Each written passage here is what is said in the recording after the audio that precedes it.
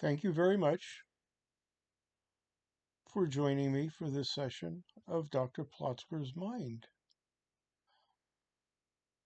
Passover has come and gone, a mostly enjoyable holiday. The dishes have been returned to the basement. Most of the chametz dishes have been returned to the kitchen, except for a few large piece of flashig appliances that I'll bring upstairs uh, as I need them. My next big project is a trip to New York City. I haven't been to New York City, I guess, in about 3 years. During that visit, I drove through Manhattan, though it was my intent to avoid Manhattan. I'm at the mercy of the GPS. This time, my daughter uh, decided to use some of her vacation to return to New York City where she used to live. It's a good time to get together, though my wife and I will have to go visit her in San Francisco later in the year. This visit has no purpose other than to get together. Getting to New York City as a senior prosperous couple is a little different than getting to the city on my own as an adventuresome um, senior who does what he can to save money and do something different. If it were up to me, I would take the free regional commuter to Philadelphia, then a discounted commuter to Trenton, then another discounted commuter to Manhattan. It is a very inconvenient way to travel, but would still give me a few hours in Manhattan. Another option would be the commuter rail to Philadelphia, the Philadelphia subway to one of the bus stops, and then a round trip bus between Philadelphia and New York. That is not something I would do with my wife, and that is not something that I would do um, when the purpose is to visit my daughter, who I've not seen since the high holidays. No, this time we maximize the time together in Manhattan.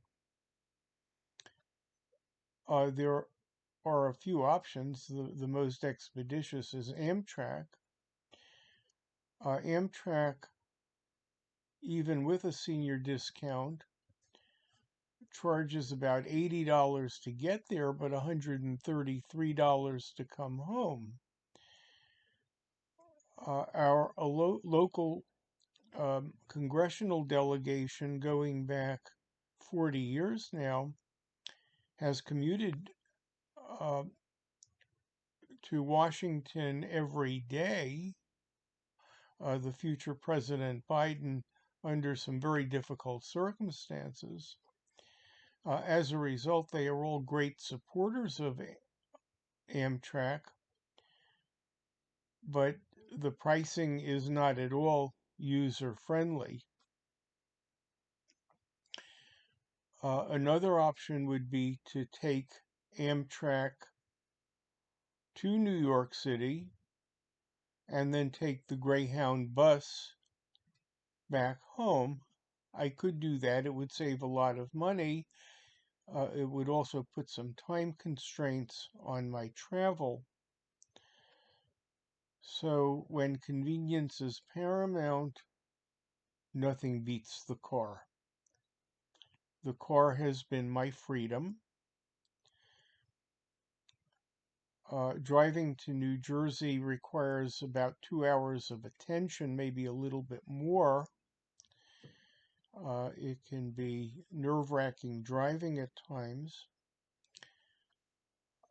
There is a PATH train that will go from several parts of New Jersey into Manhattan with frequent schedules and a very nominal sum. So that seems to be my best bet. The major PATH stations in New Jersey seem to have parking garages. They are a bit expensive, but you can make reservations and be assured a space. So with the need for flexibility, I'm willing to do the driving myself while my wife either chills or chats with me. What to do in New York City is also a bit iffy. The purpose is not tourism. If I were going myself, I would seek out sites that tourists go to. My intent this time is to have a visit with my daughter, and therefore I can let her suggest a few items. I am leaning to Central Park, which has a variety of things to do. I'm not at all concerned about money, though I was put off a bit by the Amtrak fares, or if not the fare itself, then the stacking of the price for the mandatory return trip. But once there, I'm willing to spend on museums and zoos and lunch and subways. Though I have a Metro card and a senior Omni card now. So I can get around, but never forget the purpose: to be with my daughter and with my wife at the same time.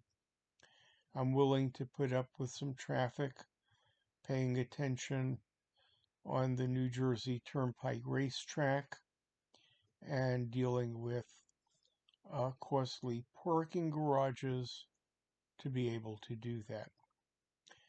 Thanks so much for sharing this session of Dr. Plotzker's Mind.